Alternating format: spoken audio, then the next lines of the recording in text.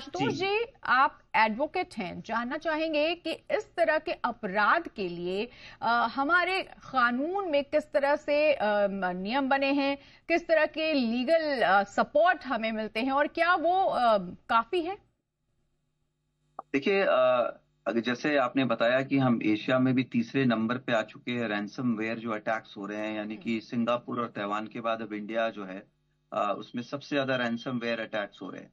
अब ये जो रैंसमवेयर अटैक है, ये बेसिकली क्या है कि जो कंप्यूटर में जा करके डेटा चुरा करके ब्लॉक करके और बाद हम्म, में जो है उस कंपनी या इंस्टीट्यूट या किसी पर्सन से जो रैंसम मांगते हैं, यानी हम्म, फिरौती, यानी हम्म, एक्सटॉर्शन, हम्म, उसको रैंसमवेयर जो हम बोलते हैं।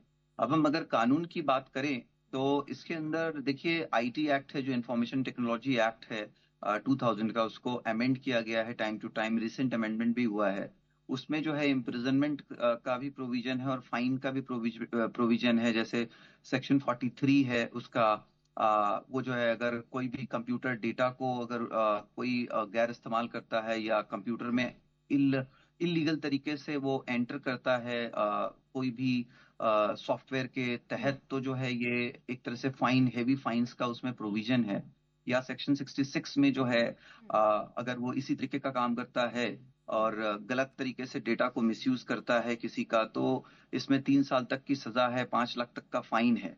तो हम्म, ये जो है आईटी एक्ट 2000 हो गया। उसके अलावा अगर हम देखें तो जो हमारा कानून बीएनएस है, भारतीय न्याय संहिता, हम्म, इसके अंदर भी जो है एफआईआर रजिस्टर किया जा सकता है, इसके भी प्रोविजंस को इन्वोक किया जा सकता है। हम्म, जैसे सेक्शन 308 है, सेक्शन 318 है, हम्म, चीटिंग या एक्सटॉर्शन, इसमें भी 7 साल तक की सजा है अगर साबित होता है तो। हम्म, और इन दोनों के अलावा देखिए जो रिसेंटली जो हमारे पास मिसिंग था डेटा प्रोटेक्शन लॉ, जो यूरोपियन कंट्रीज हम्म, में था, उसके लिए भी हमने जो कानून बनाया है डीपीडीपी एक्ट जो 2023 का, वो भी अभी अमल में ऑलमोस्ट आ चुका है, जिसमें जो है 250 करोड़ तक के फाइन का प्रोविजन है कुछ कंपनीज के लिए, अगर वो डेटा को प्रोटेक्टेड नहीं रखती हैं लोगों के, या डेटा का ब्रीच होता है, डेटा का मिसयूज होता है। तो इस तरीके के हमारे पास जो है कानूनी प्रावधान हैं, प्रोविजंस हैं, अवेलेबल हैं। अगर ऐसी कोई भी घटना किसी के साथ होती है तो उनको जो है तुरंत जा करके जो है एफआईआर रजिस्टर करना चाहिए। साइबर सेल हमारा हम्म, बनाया गया है।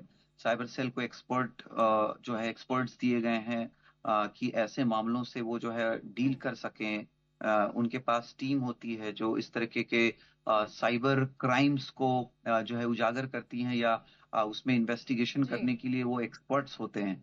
तो ये लीगल प्रोविजंस हैं। और इसके अलावा मुझे लगता है जो सबसे इम्पोर्टेंट है लोगों के लिए वो है अवेयरनेस। हम्म, और मैंने जैसे हमेशा पहले भी बोला कि जिस तरह से न्यूज़ चैनल्स खास करके जी बिजनेस आपने जो हम्म, अवेयरनेस फैलाया है लोगों में, ये सबसे इम्पोर्टेंट है, ताकि लोग समझ सकें कि किसी भी तरीके से वो अपने आप को प्रोटेक्टेड रखें, कहीं पे भी साइबर क्राइम का शिकार ना हो।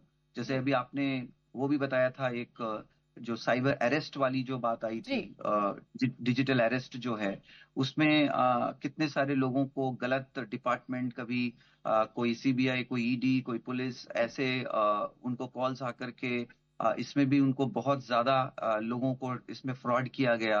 जी, जबकि कानून में कोई भी ऐसा कोई प्रोविजन ही नहीं है डिजिटल अरेस्ट का। हम्म, तो ये सारे अवेयरनेस जो है लोगों में अगर आता है, लोग समझते हैं इन बातों को, तो मुझे लगता है काफी लेवल तक क्राइम को भी कम किया जा सकता है। और जी, अगर ऐसा क्राइम हो गया है और उनको अपने राइट्स के बारे में पता है कि वो किस तरह से कंप्लेंट्स को रजिस्टर कर सकते हैं, कहाँ जा सकते हैं, जी, तो उससे भी जो है काफी उनको सफलता मिलेगी इन क्राइम से बचने के लिए। जी, और बिल्कुल।